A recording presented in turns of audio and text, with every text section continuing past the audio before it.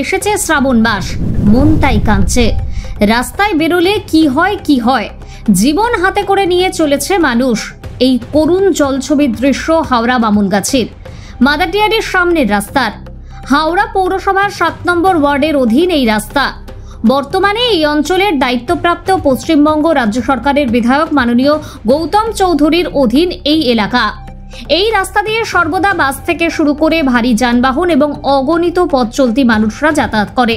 এই রাস্তার পাশেই রয়েছে কেন্দ্রীয় সরকারের একটি স্কুল। এই স্কুলে প্রত্যেকদিন শিশু থেকে যুবক ও যুবতীরা পঠন পাঠন করতে আসে প্রতিদিন। একদিনের এই সামান্য বৃষ্টিতে এই রাস্তার এই করুণ হাল। পুরো বর্ষার তো এখনো বাকি আছে, তাহলে এদের অবস্থা কি হবে এটাই ভাবাচ্ছে মানুষকে। এই চিত্র নতুন নয়, দীর্ঘ কয়েক যুগ ধরেই চলে আসছে এই চিত্র।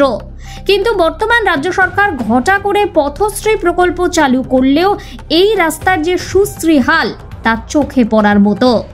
সাধারণ মানুষের বক্তব্য, নিকাশি ব্যবস্থার উন্নয়ন হলে রাস্তার এই হাল হয় না, সেটাও চলে গেছে অতল তলানিতে।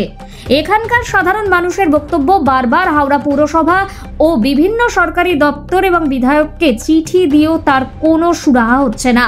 হাওড়া থেকে সুভাষিস দত্তের রিপোর্ট, 24 ঘন্টা খবর।